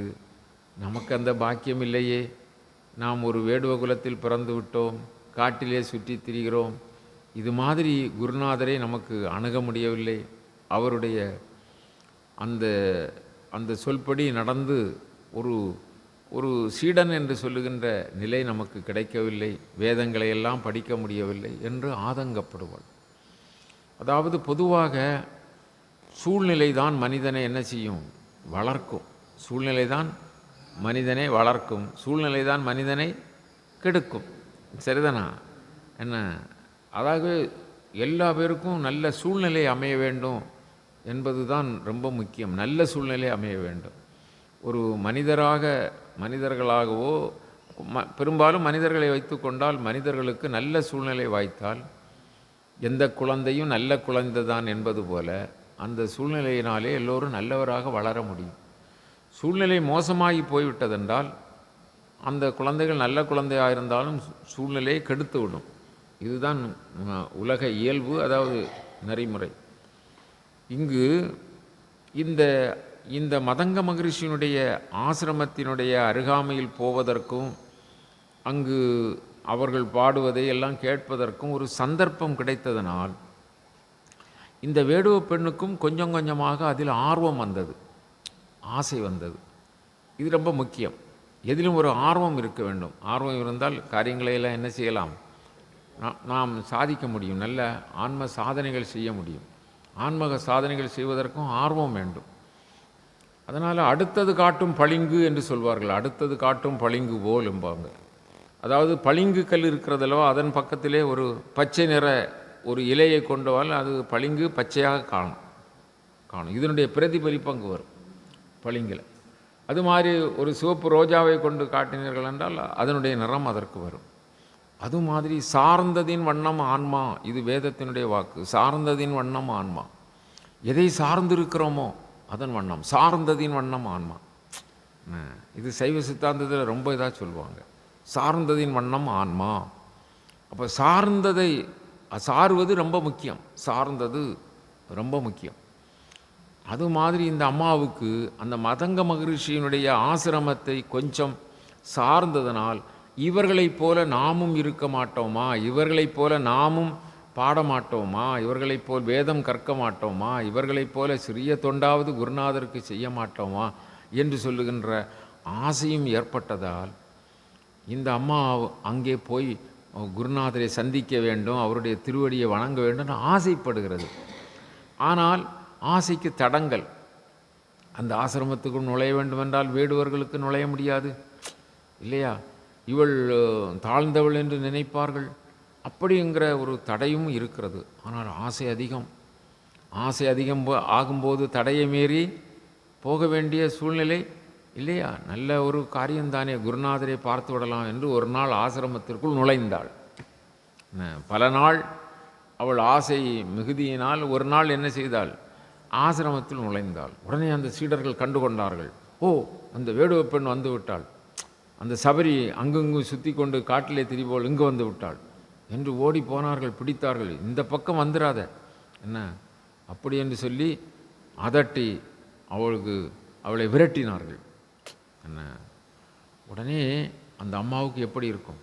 என்ன குருநாதரை தேடி வருகின்ற பொழுது அதற்கு தடை என்றால் ரொம்ப கஷ்டம்தானே. ஐயோ, நாம் ஒரு தாழ்ந்த நிலையிலே இருந்து விட்டோமோ, தாழ்ந்த பிறவியோ அல்லது ஈனப்பிறவியோ, நமக்கு இப்படிப்பட்ட வாய்ப்பு கிடைக்கவில்லையே, இவர்கள் நம்மை தடுத்து விட்டார்களே என்று வருத்தத்தோடு அது திரும்பி போய்விட்டது. ஆனால் அதனுடைய ஆசை அதிகமாக இருக்கின்ற காரணத்தினால் மீண்டும் அது முளைக்கும். அந்த எண்ணங்கள் மீண்டும் முளைக்கிறது. இன்னொரு நாள், அன்று விரட்டி விட்டார்கள், இன்று ஏதாவது இவர்கள் கண்ணில் படாமல் போய் குருநாதரை வணங்கி விடுவோம் அப்படி என்று இன்னொரு முயற்சி எடுத்தாள். அப்பொழுது அவர்கள் கண்டுகொண்டார்கள். கண்டுபிடித்து போன முறை எச்சரித்து விட்டார்கள், இந்த முறை நீ மீண்டு வந்திருக்கிறாயா என்று அடித்து விரட்டி விட்டார்கள். இப்பொழுது அடி உதை கிடைத்து விட்டது இந்த சபரிக்கு. பாவம், அது எந்த குற்றமும் செய்யவில்லை. அதற்கு ஆன்மீகமாக கடவுளை பார்க்க வேண்டும், குருநாதரை அடைய வேண்டும் அப்படிங்கிற ஆசை தானே தவிர வேறு எந்த தீய எண்ணமும் அதற்கு இல்லை. ஆனால் பாருங்கள், ஆன்ம சாதனையிலே எவ்வளவு தடை வருகிறது பாருங்கள். இது மாதிரி நமக்கு ஒரு தடை வந்தால் அப்போ அந்த பக்கமே போக மாட்டோன்னு வச்சுருவோம் இல்லையா. இது 1000 தடை வந்தாலும் நான் அதை போவேன் என்ன சொல்லி மாதிரி. பிறகு சில நாட்கள் கழித்த உடனே மீண்டும் ஆசை துளிர்விட்டது. மீண்டும் போனால் இந்த முறை அவர்கள் கையால் அடித்தது மட்டுமல்ல, கல்லால் எறிந்து விட்டார்கள். அதனால் உதிரம் சொட்ட சொட்ட ஓடினாள். என்ன, போய் ஒரு மரத்தடியிலே உட்கார்ந்து அழுதாள் அழுதாள் அழுதாள், அரற்றினாள். அவருடைய கவலைக்கு எல்லையே இல்லை. பகவானே பகவானே, என்ன குற்றம் செய்தேன், எனக்கு இப்படி ஆகிவிட்டதே என்று அழுதாள், மறகினாள், குறுகினாள், ஏங்கினாள், தவித்தாள். அது மாதிரி நாட்கள் பல கழிந்தன. இப்பொழுது அவளுக்கு ஒரு புதிய உத்வேகமும் புதிய சிந்தனையும் வருகிறது. இந்த கொடியவர்களாகிய இந்த சீடர்கள் நம்மை பகலில் நாம் போகின்ற பொழுதுதானே கண்டுகொள்கிறார்கள், நம்மை அடிக்கிறார்கள். இந்த குருநாதருக்கு தொண்டு செய்ய வேண்டுமென்றால் எந்த நிலையிலும் செய்யலாம் அல்லவா. இவர்களெல்லாம் அதிகாலை 4 மணிக்குத்தான் எழும்புவார்கள். 4, 4:30, 5 மணி ஆகும். இவர்கள் சாப்பாட்டு ராமன் இல்லையா, எழும்ப மாட்டார்கள். ஆனால் நாம் 2 மணிக்கே போவோம். இரவு 2 மணிக்கு போய் அந்த ஆசிரமத்திலே செய்ய வேண்டிய கைங்கரியங்களை செய்வோம். குருநாதர் நாம் பார்க்கிறோமோ இல்லையோ, ஆனால் அங்கு என்ன செய்ய வேண்டுமோ அந்த தொண்டினை செய்வோம். அப்படி என்று சொல்லி அந்த சபரி அதிகாலை 2 மணிக்கு அந்த ஆசிரமத்திற்குள் போய் எல்லோரும் தூங்கிக்கிட்டே இருப்பாங்க. எல்லாரும் கொரட்டை போட்டு தூங்கிட்டு இருப்பாங்க. ஆனால் அந்த சபரிக்கு அந்த ஆசை. அவள் உள்ளே சென்று வாளியை எடுப்பாள், தண்ணீர் பிடிப்பாள், தொடப்பக்கட்டை எடுத்துக்கொள்வாள், அங்கெல்லாம் சுத்தம் செய்வாள், தண்ணீர் தெளிப்பாள், கோலம் போடுவாள். அது மாதிரி 2 மணி நேரம் இவர்கள்லாம் எழும்புவதற்கு முன்பு எல்லா வேலைகளையும் ரொம்ப கச்சிதமாக செய்வாள். அவர் அந்த ரிஷிகமுக பர்வதத்திலிருந்து கிட்டத்தட்ட அது எங்கே இருக்கிறது என்றால் பம்பை ஆற்று பக்கம், சபரிமலை என்று சொல்கிறோம் அல்லவா, அந்த பம்பை நதி தீரத்திற்கு வடக்கே இருந்து அவர்கள் இந்த பக்கம் வந்து விட்டார்கள். அப்போது பம்பை நதி தீரத்து பக்கம்தான் அந்த சபரி இருந்த இடம். என்ன, அந்த சபரிமலை அந்த பம்பைக்கு குருநாதர் தினமும் அப்படி ஸ்நானம் செய்வதற்கு போவார். அவர் போகின்ற பாதையிலே முள்ளும் கல்லும் கரடு முரடான பாறைகளும் இருக்கும். அதையெல்லாம் இவள் சரி செய்வாள், கல்லுகளை எல்லாம் சரியாக அடுக்குவாள். இப்படி ஒவ்வொரு நாளும் 6 மாத காலம், ஒரு நாள் 2 நாள் அல்ல, 6 மாத காலம் என்ன செய்தாள், அப்படி தொண்டு செய்தாள். ஒரு நாள் இவளுடைய தொண்டின் மகத்துவத்தையும் இந்த சீடர்களுக்கு காட்ட வேண்டும் அல்லவா. இப்படிப்பட்ட ஒரு எல்லாம் ஆன்மா என்பது எல்லோருக்கும் ஒன்று தானே இல்லையா. மனிதர்கள் பேதம் கற்பிப்பது தான் மடமை. மனிதர்களில் சிறியவர்கள் பெரியவர்கள் என்றெல்லாம் வர்ணிப்பதெல்லாம் ஒரு தவறான காரியம் அல்லவா. உண்மை உணர்ந்தவர்களுக்கு அதற்றையெல்லாம் நன்றாக தெரியும் இல்லையா. ஆன்மஸ்வரூபம் பகவான் எல்லோருடைய உள்ளத்திலும் எல்லா ஜீவராசிகளிலும் என்னவாக இருக்கிறார், ஆன்மஸ்வரூபமாக இருக்கிறார். எந்த பேதமும் இல்லை. இப்போ சபரி இப்படிப்பட்ட தூய உள்ளம் படைத்த சிறந்த பக்தை என்பதை இந்த சீடர்களுக்கு உணர்த்த வேண்டும் என்று நினைத்தாரோ என்னமோ, அவர் அந்த நூற்றுக்கணக்கான சீடர்களை எல்லாம் அழைத்து எல்லாம் உட்காருங்க, இன்றைக்கு ஒரு சத்சங்கம் என்று சொல்லி கொண்டு அவர் ஆரம்பித்து எல்லா சீடர்கள் மத்தியில் சொல்லுவார், இப்பொழுது நம்முடைய ஆசிரமத்தில் பூச்செடிகளெல்லாம் நன்றாக செழித்து இருக்கின்றன, எங்கும் பூக்கள் நல்லாக மலர்ந்திருக்கிறது, இந்த மரம் செடி கொடிகளுடைய இலைத்தலைகளெல்லாம் நல்லா சுத்தமாக வைத்திருக்கிறீர்கள், படிக்கட்டு எல்லாம் சரியாக இருக்கிறது, தினமும் ரொம்ப நேர்த்தியாக நல்ல காரியங்களையெல்லாம் செய்கிறீர்கள். இப்பொழுது ஒரு பெரிய குரு சிசுரூசை குரு சேவை செய்யக்கூடிய நீங்களெல்லாம் உங்களுக்கெல்லாம் பெரிய வாழ்த்துக்கள். என்ன நீங்கள்லாம் ரொம்ப நல்ல சீடர்களாக இருக்கிறீங்க, இவ்வளவு பணி செய்கிறீங்க, வேதம் படித்து அதோடு மட்டும் இல்லாமல் இந்த தொண்டுகளும் நிறைய செய்கிறீங்க அப்படின்னு சொன்னோடனே இவங்களுக்கெல்லாம் நல்ல பிரமிப்பாக எல்லாரும் மதிப்பாக சாமி சொல்லுவாங்கன்னு சொல்லிட்டு பிரமிப்பாக இருக்குது. அடுத்த கேள்வி கேட்டார் உடனே, உங்களில் யார் இதை செய்கிறது? உங்களில் யார் இதை இந்த காரியத்தை செய்கிறது? அப்போ நாங்கள் எல்லா பேரும் தான் செய்கிறோன்னு சொல்லணும். அல்லது அப்படி செய்யலை இவங்க, அப்போ சொல்லுறதுக்கு முடியலை. அப்படி எல்லாரும் திகைச்சி இருக்கிறாங்க. நீ செய்தாயா அப்படின்னு கேட்டார். சாமி நான் செய்யலை அப்படி. உடனே அப்படி ஒவ்வொருவராக கேட்டார். எல்லோரும் நான் செய்யலை அப்படின்னு சொல்கிறாங்க. அப்போ உடனே நீங்கள் யாரும் செய்யலையா? அப்போ யார் செய்தது? அதுக்கும் பதில் சொல்ல முடியலை. யார் செய்தாராங்க தெரியாது சுவாமி. அப்போ அது ஒரு பெரிய குற்றம் இல்லையா? யார் செய்கிறாங்கன்னு தெரியாது, நீங்களும் செய்யலை. இன்றையிலிருந்து 6 நாட்களுக்குள் இது யார் செய்கிறான்னு கண்டுபிடிச்சி சொல்லணும். இல்லாட்டி நீங்கள் எல்லாம் ஆசிரமத்தில் இருக்க தகுதி இல்லாதவர்கள் ஆயிடுவீங்க அப்படின்னு சொல்லி அவர் கட்டளையிட்டார். ஆனால் இந்த தூக்க பிரியர்களுக்கு நல்லா சாப்பிட்டுட்டு தூங்குறவங்களுக்கு என்ன, ராத்திரி முழிக்க முடியாதில்ல. 5 நாள் கழிஞ்சு போயிட்டுது, யாரையும் கண்டுபிடிக்க முடியலை. ஏன்னா ஒரு நாள் தான் இருக்குது, அதுக்குள்ளே கண்டுபிடிக்கும். இன்றைக்கு யாரும் தூங்கிடக்கூடாது, யாரும் தூங்கக்கூடாது. அவங்களுக்குள்ளே ஒரு கட்டுப்பாடு வைத்து யாரும் ஒருத்தன் தூங்கினாலும் ஒருத்தன் அடித்து எழுப்புறான், தூங்காத தூங்காத தூங்காத, இன்றைக்கி கண்டுபிடிக்கணும், ஒரு நாள் தான் இருக்குது. என்ன அப்படி தானே? இப்போ நம்ம எல்லோரும் அடித்து எழுப்ப வேண்டி இருக்குதே இல்லை? கண்ணு மேலே சொருகி போகும்போது அவங்க அடித்து தான் என்ன செய்வாங்க? அதான் பக்கத்தில் இருக்கவங்கள சுட்டி காட்டுறது. பக்கத்தில் இருக்கவங்க ஒரு தட்டுறன்னு சொல்லிட்டு அதை அடித்தா பிளமா அடித்தா கொஞ்ச நேரத்துக்கு என்ன ஆகும்? கொஞ்ச நேரத்துக்கு ஒரு விழிப்பு இருக்கும். இவங்க ஆனால் அடிக்கிறதுக்கும் பயப்படுவாங்க. எட்டி பார்த்து சொல்லுங்கன்னாலும் சொல்ல மாட்டாங்கிறாங்க. ஓங்கி சுள்ளனி ஒரு அடி இப்படி அடிச்சிட்டா தொடையில் என்ன, அதுக்கும் பிறகு அன்னைக்கு தூக்கம் போச்சு. அப்படிதானா? அது மாதிரி இவங்க அடித்து எழுப்புறாங்க. ஆனால் எல்லோரும் முழிச்சு கவனமாக இருக்கணும். ஏனென்றால் முனிவருடைய ஆணை இன்றைக்கி சொல்லாவிட்டால் நமக்கு ஆசிரமத்தில் பிறகு இடம் கிடைக்காது. அப்படின்னு முழிச்சு அப்படி இருக்கிறாங்க.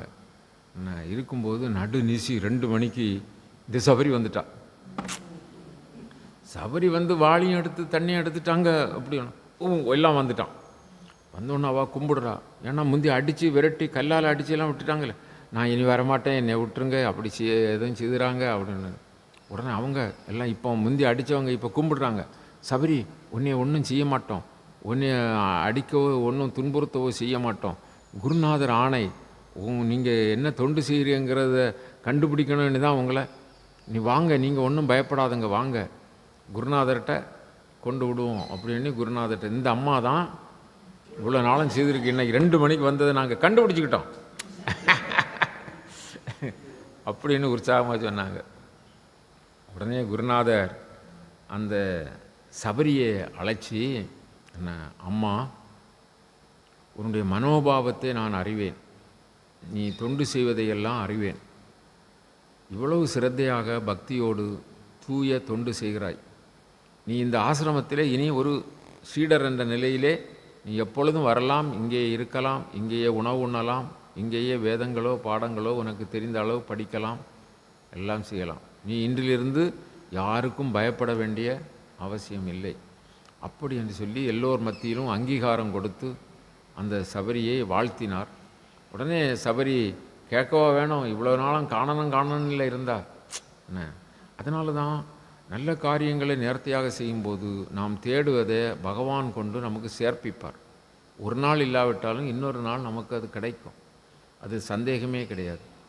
அப்படி அந்த சீடர்கள் மத்தியில் சொல்லி வாழ்த்தி அந்த சபரிக்கு ஆசி கொடுத்த உடனே சபரி அவருடைய திருவடியில் விழுந்து வணங்கி, நான் மறுபிறப்படைந்தேன், இல்லை இந்த பிறவிலேயே மறுபிறப்பு, ஞானமும் கல்வியும் நவிற்றல் அரிது, என்ன மானிடராய் பிறத்தல் அரிது, மானிடராய் பிறந்த காலையும் ஞானமும் கல்வியும் நவிற்றல் அரிது. ஞானம் கிடைக்கிறது ரொம்ப. அதனால் ஞானம் எங்கே கிடைக்குன்னா கொட்டாய் விட்டுட்டு இருக்கக்கூடாது. என்ன பார்த்தீங்களா, ஞானம் எங்கே கிடைக்குதுன்னா கொட்டாய் விடக்கூடாது.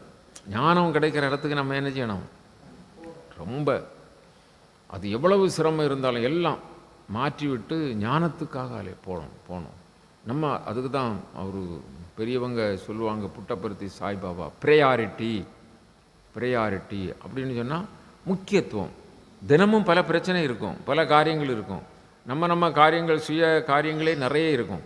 அந்த சுய காரியங்களையே பார்த்துக்கிட்டு அப்படியே போனால் கடல் அலை ஓஞ்ச பிறகு குளிக்கலாங்கிறது மாதிரி இருக்கிற தன்மை தான் கிடைக்கும். அப்படி அல்ல. அதுக்கு முக்கியத்துவம் எதுக்கு கொடுக்கணும்? ஆங்கிலத்தில் அந்த வார்த்தை சொல்கிறாரு, அதுக்கு முக்கியத்துவம். பல இது இருந்தாலும் இதுக்கு முக்கியத்துவம் அப்படின்னு சொல்லி ஞானத்துக்கு முக்கியத்துவம் கொடுக்கணும், குரு பீடத்துக்கு முக்கியத்துவம் கொடுக்கணும், நல்ல ஞான நூல்களை படிக்கிறதுக்கு, ஞான சம்பந்தமான சத்சங்கத்துக்கெல்லாம் முக்கியத்துவம் கொடுக்கணும். இப்படி இந்த அம்மாவுக்கு அது இப்படி கொடுத்ததுனால, குரு தொண்டு செய்ததுனால குருநாதர் கிடைத்தார். அன்றிலிருந்து இந்த அம்மா குரு சேவையை செவ்வனே செய்து பல காலம் திருத்தொண்டு செய்து குரு பக்தியோடு வாழ்ந்தாள். யார்? சபரி. என்ன அந்த சபரி அப்படி வாழ்ந்து இருக்கிற காலத்தில் ஒரு நாள் அந்த மதங்க மகரிஷி அவர் மகா சமாதி அடையக்கூடிய நாள் வந்தது. மகா சமாதின்னா அப்படியே சமநிலையில் ஆதியோடு சமாதி, அதுதான் சம ஆதி, என்ன உயிர் படக்கம் அப்படின்பாங்க. அந்த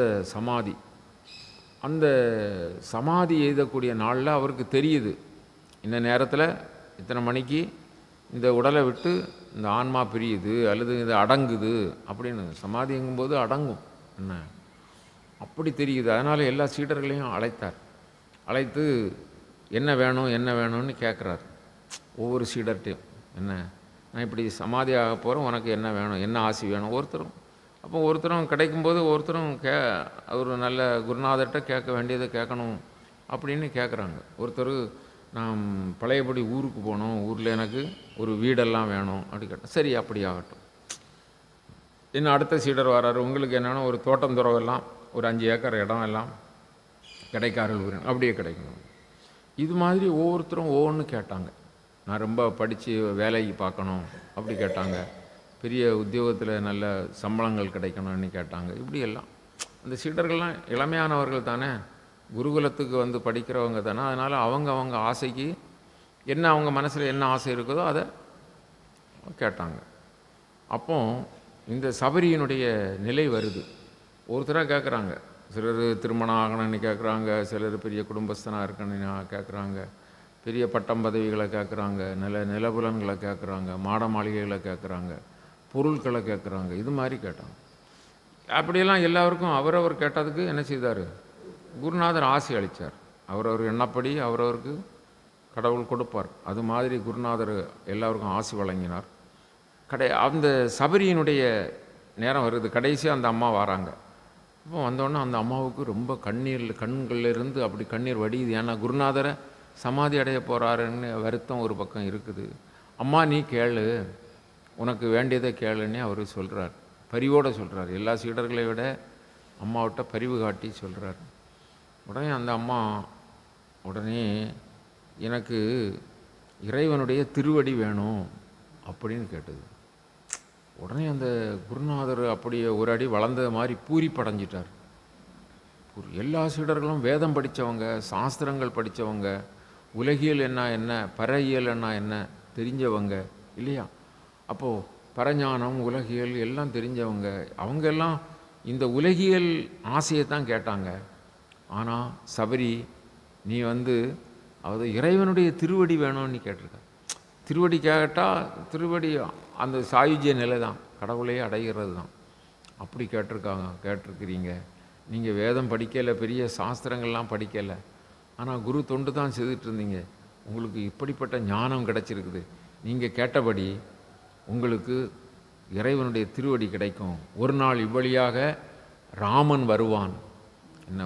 ஒரு நாள் இவ்வழியாக ராமன் வருவான். அவன் உங்களுக்கு திருவடி தருவான். அதுவரை நீங்கள் ராமநாமத்தை ஜெபித்து கொண்டிருங்கள். அப்படி ஆசை கொடுத்தார். பாருங்கள், அப்போது படிக்கிறவங்கெல்லாம், குருகுலத்துக்கு வாரவங்கெல்லாம் பெரிய ஞானமாக ஆக முடியாது. உண்மையான பக்தியும் உண்மையான நாட்டமும் நமக்கு இருக்கணும். அது நம்முடைய பூர்வ ஜென்ம பயனாலையும் நம்ம புண்ணியத்தினாலையும் அது கிடைக்கும். ஆனால் அதுக்கு நமக்கு ஒரு ஆசையும் நமக்கு வேணும், ஆர்வமும் வேணும். இப்போது பூர்வ புண்ணியத்தில் நான் வந்து வேடனாக இருக்கிறேன், வேடுவச்சியாக இருக்கிறேன், நான் என்ன செய்கிறது? ஆனால் காட்டில் இருக்கக்கூடிய எதையாவது பிடிச்சி சாப்பிட வேண்டியது, பழங்களை சாப்பிட வேண்டியது, இப்படி தானே போகணும், நமக்கு என்னத்துக்குன்னு அப்படி நினைப்பாங்க இல்லையா? அப்படி இல்லாமல் நம்ம சிந்தனை எப்படி இருந்தது? அந்த சபரிக்கு எப்படி இருந்தது? கடவுள் அடையணும். பிறகு அவர் வரம் கொடுத்தபோது என்ன வரம் கேட்டாங்க? இறைவனுடைய திருவடி வேணும். அப்போ அவங்களும் ஆசீர்வதிச்சிட்டாங்க. ஆசீர்வதித்து ராமன் இவ்வழியாக வருவான், திருவடி தருவான், உனக்கு மோட்சம் கிடைக்கும், நீ வந்து அதுவரை ராமநாமத்தை ஜெபித்து கொண்டிரு அப்படிங்கிற. உடனே அடுத்த நாள் அவருடைய நிலை சமாதி ஆகியாச்சு. அடுத்த நாள் அப்பொழுது இருந்தே ராம ராம ராம ராம ராம ராம ராம ராம ராம ராம ராம ராம ராம ராம ராம ராம ராம ராம அப்படி ராமநாமத்தையே ராமா ராமா ராமா ராமா ராமான்னு ஜெபிச்சுக்கிட்டே இருந்தாங்க. யார் ஜெபிச்சுட்டு இருந்தா? சபரி ஜெபிச்சுட்டே இருந்தாங்க. அது ராமம் அப்படி அவங்களுக்கு இதய துடிப்பாக மாறி, இரத்த ஓட்டமாக மாறி உடல் முழுவதும் ராமனுடைய கதிர்வீச்சு தான் இருக்குது. என்ன ராமநாமம் சொல்ல சொல்ல சொல்ல சொல்ல சொல்ல அக்னியில் விட்ட நெய் எப்படி அது வளர்ந்து எரியுமோ அது மாதிரி ராமநாமம் சொல்ல சொல்ல அவங்களுடைய நாடி நரம்புகள்லாம் என்ன ஆயிருக்குது? ராமநாம அந்த அந்த வல்லமை சிறப்பு அப்படி ஏற்படுது. தேஜஸ் ஆகிட்டாங்க, பெரிய தேஜஸ் ஆகிட்டாங்க. அவங்க பழங்களை மட்டும் சாப்பிட்டாங்க, பழங்கள் மட்டும் சாப்பிட்டாங்க. அதுவும் 3 நேரம் சாப்பிட்டாங்க, 2 நேரம் சாப்பிட்டாங்க, பிறகு 1 நேரம் சாப்பிட்டாங்க. ராமா ராமா ராமா ராமன் வருவான், என் ராமன் வருவான், என் குருநாதர் சொல் ஒரு நாளும் என்ன ஆகாது? குருநாதர் சொல் ஒரு நாள் வீண் போகாது. என்ன அது ரொம்ப முக்கியம். குருநாதர் சொல் ஒரு நாளும் வீண் போகாது. ராமன் வருவான், ஓ என் பரம்பொருளாகிய ராமன் இவ்வழியாக வருவானோ, அப்படி வந்தால் இந்த கல் முள்ளெல்லாம் அவன் பாதத்தில் பட்டுவிடுமே, இதையெல்லாம் மாற்றுவோம், இன்றைக்கு இதையெல்லாம் மாற்றுவோம், இந்த வழியாக வருவான் ராமன். அப்படி வருவான் என்று நினைப்பது மட்டுமல்ல, கல்முள்ளுகளை மாற்ற வேண்டும் என்பது மட்டுமல்ல, அவன் வார வழிகளிலெல்லாம் மலர்களை பரப்புவோம். மலர்களை விரிப்பாங்க அந்த பக்கம், அப்படி ஒரு கொஞ்சம் தூரத்துக்கு அவங்களுக்கு இயன்ற அளவு மலர்களை எல்லாம் பறித்து அப்படி போட்டு ராமன் இவ்வழியாக வருவான், அதோ வருகிறான் ராமன், ராமன் வருகிறான், அதோ வருகிறான் பார்ப்பாங்க. எல்லாம் அவங்க சிந்தனை எப்படி இருக்குமோ அந்த மாதிரி எல்லாம் தோற்றம் கிடைக்கும் பார்த்தீங்களா? அப்போது அப்படி பார்ப்பாங்க, ஓ ராமன் வரல, ஓ நாளைக்கு வருவான், கட்டாயம் வருவான். ஆனால் திடீர்னு ராமன் வந்தால் அவனுக்கு சாப்பிட்றதுக்கு ஏதாவது வைக்கணுமே, அவனுக்கு உணவு கொடுக்க வேண்டும் அல்லவா? அதனால் நல்ல பழங்களை எல்லாம் பறிப்பா சபரி, பறித்து கூடையில் கொண்டு வைப்பா. ஆனால் எல்லா பழங்களும் சோப்பும் அதுவும் இதுமா இருக்கும் இல்லையா? அப்படியெல்லாம் இருக்கும். ஆனால் உள்ளத்தை அறிகிறது ரொம்ப கஷ்டம் இல்லை. அது வந்து கசந்த பழமா, இனிக்க பழமா, புளிப்பு பழமா அறிய முடியாது. நல்லா பார்க்க ரத்னம் போல இருக்கும், ஆனால் கடிச்சா புளிக்கும், வாயில் வைக்க முடியாது. அப்படி தானே? சில பழம் கசக்கும், இப்படிலாம் இருக்கும் இல்லையா? அப்போ வெளித்தோற்றத்தை வச்சு எதையும் என்ன செய்ய முடியாது, நம்ம வந்து நிர்ணயிக்க முடியாது. அதனால் இந்த அம்மா பறித்து அது இனிக்குதான்னு கடித்து பார்ப்பாங்க. கடித்தா தெரியாது இல்லை, சுவை பார்க்கணுமில்ல, நாக்கில் போய் பட்டால் தானே சுவை தெரியும். அப்போது கடித்து சுவை பார்ப்பாங்க. அது நல்ல பழம், இது ராமனுக்கு வைப்போம், இந்த பழத்தை ராமனுக்கு வைப்போம். பாருங்கள் அந்த அன்பில் என்ன செய்கிறோம். இது எச்சில் பழம் அப்படிலாம் கிடையாது. கடித்து சுவை பார்த்து ஒவ்வொரு நாளும் பழத்தை சேகரிப்பா. அடுத்த நாள் அதெல்லாம் அழுகி போயிடும், கூடையை கொண்டு தட்டுறது. அடுத்த நாள் இந்த வழியாக ராமன் வருவான்னுட்டு மலர்களை பரப்புவா, இந்த வழியாக பரப்புவா. ஒவ்வொரு நாளும் ராமனை திக்கெல்லாம் பார்ப்பா, ராமன் வாரான், ராமன் வாரான், ராமன் ராமன் ராமன் ராமன் எப்பொழுது வருவான் தேடிக்கிட்டே இருக்கான். இது மாதிரி தேட்டத்தை ஒரு சின்ன உதாரணம் சொல்லணும்னா, ஸ்கூலுக்கு பையன் போயிருப்பான், 10 நிமிஷம் வேன் வார நேரத்தை விட்டு ஒரு 15 நிமிஷம் தாண்டிச்சேன்னா அந்த அம்மாவுக்கு எப்படி இல்லையா? இப்படி தேடுவாங்க, வண்டி வருதா, ஒரு லாரி சத்தம் கேட்டாலும் ஓ வேன் வந்துட்டு இல்லையா, ஒரு இது அண்ணா வந்துட்டு, வண்டி வந்துட்டு, நீங்கள் பயப்பட்டுருந்த அண்ணா வந்துட்டு, அங்கே வர லாரியாக இருக்கும், என்னென்ன இப்படி மனசிலாகுது இல்லையா? இது சாதாரண உதாரணம். கன்றை அடைச்சி போட்டுட்டு தாய் பசு மேய போகும். சாயங்காலம் 4 மணி 5 மணிக்கு தாய் பசு வரும், மலைக்கு மேய போன பசு வரும். இந்த கன்றுக்குட்டி அம்மா வருது, அம்மா வருது, அம்மா வருது தேடமில்ல. பசுவும் தன் கன்று எல்லா கூட்டையும் திறந்து விட்டாலும் அந்தந்த கன்றுக்குட்டி அந்தந்த பசுக்கிட்ட தான் போகும், அந்தந்த பசுவும் அந்தந்த கன்றுக்குட்டிக்கிட்ட தான் போகும். பார்த்தீங்களா? அப்போ அதுதான் இதெல்லாம் தான் உலக ஒரு நடைமுறை. அது மாதிரி ராமன் வருவான் வருவான் வருவான் என்று அப்படி தேடிக்கிட்டே இருந்தாங்க. என்ன ராமநாமத்தை ஜெபிச்சுட்டே இருந்தாங்க. ஒரு நாள் ராமன் வந்தான். என்ன அந்த ரிஷிகமுக பர்வதத்துக்கு ராமன் வந்தான். வாரவன் வந்த உடனே அண்ணா அதோ என் ராமன் வந்து விட்டான் ஓடி போனான். பாதத்தை தொட்டு வணங்கினான். இருக்க ஆசனம் கொடுத்தா. எல்லாம் சேர்ந்து கால்களை திருவடிகளை கழுவி இது நீராட்டி அப்படியே அபிஷேகம் செய்து ஆராதித்தா. மலர்களை இட்டு வணங்கினான். அந்த பழங்களை எல்லாம் கொடுக்குறா. அந்த பழம் ஏற்கனவே என்ன செய்து வச்சுருக்கு, கடித்து ருசி பார்த்து வச்சுருக்கு. ராமன் கொடுத்தான். இது திஞ்சு வைக்கணின்னு ராமன் வாங்கி உண்டான். இலக்குவனுக்கு கொஞ்சம் இந்த அம்மா கடித்ததை கொடுக்குது என் அண்ணனுக்கு. இன்னும் கொஞ்சம் அவரு பாதுகாவலர்ல எல்லாம் நோட் பண்ணுவார்ல, அவர் தம்பியை அமர்த்திக்கிடுவார். நீ ஒன்றும் சொல்லாத என்ன. அப்படி அந்த கனிகளை எல்லாம் வாங்கி உண்டான். அதன் பிறகு எனக்கு திருவடி வேணும்னு கேட்டான். உனக்கு திருவடி தந்தோம், உனக்கு எல்லா சிறப்புகளும் உண்டு, வானுலகத்தவர் உன்னை எதிர்பார்த்து இருக்கிறார்கள் என்ன அப்படின்னு ராமபிரான் சொல்கிறார். பிறகு ராமனுக்கு இந்த சபரி சொல்லுறாங்க, இவ்வழியாக நீங்கள் போங்க. அங்கே கிஷ்கிந்தை என்று சொல்லுகின்ற ஒரு பகுதிக்கு அப்பால் இந்த ரிஷிகமுக பர்வதம் அப்படின்னு ஒரு பர்வதம் இருக்குது. இதனுடைய தொடர்ச்சி தான். அந்த பக்கம் போனீங்கன்னா போதும். அங்கே சுக்ரீவன் ஒருத்தன் இருக்கிறான். அவன் அண்ணன் வாலிக்கு பயந்து அங்கே இருக்கிறான். நீங்கள் அந்த சுக்ரீவனை சந்திக்கணும். அவனை சந்திச்சீருங்கன்னா சீதா பிராட்டியை லகுவாக தேடுவதற்கும் அவங்களை பெறுவதற்கும் அவன் சுக்ரீவன் உதவி செய்வான் அப்படின்னு சொல்லி அம்மா வழிகாட்டுறாங்க. இன்றைக்கும் சபரிமலைக்கு ஏன் சபரிமலைன்னு பேருன்னா இந்த அம்மாவுக்கு பேர் தான். இந்த அம்மாவுக்கு பேரை வச்சு தான் சபரிமலை. சபரி அங்கே தான் வாழ்ந்திருக்காங்க.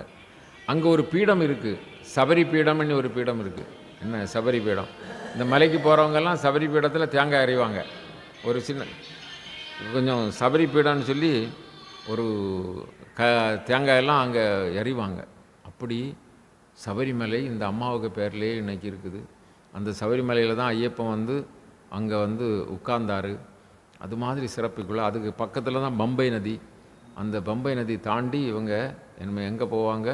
அந்த ரிஷிகமுக பர்வதத்துக்கு. யாரை தேடி? சபரி சொன்ன மார்க்கத்தில் சபரி சொன்னது மாதிரி அந்த சுக்ரீவனை தேடி அங்கு போகிறார்கள் என்ற இடத்துல இன்றைய நிகழ்வை நிறைவு செய்வோம். நாளைய தினம் அடுத்த நாள் அதிலிருந்து நாம் அந்த கிஷ்கிந்த அந்த இதில் என்ன நடந்தது அப்படிங்கிறது அடுத்த காண்டம். இந்த காண்டம் ஆரண்ய காண்டம் இத்துடன் நிறைவு பெறுகிறது. வாழ்க வளமுடன்.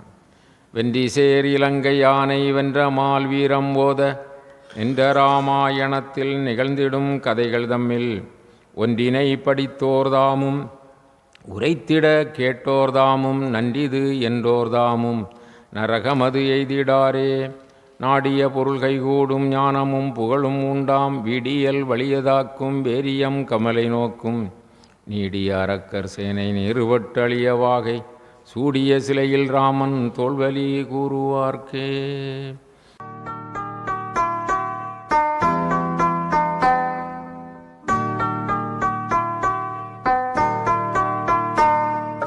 योगी राम सूरत कुमार जय गुरु राया।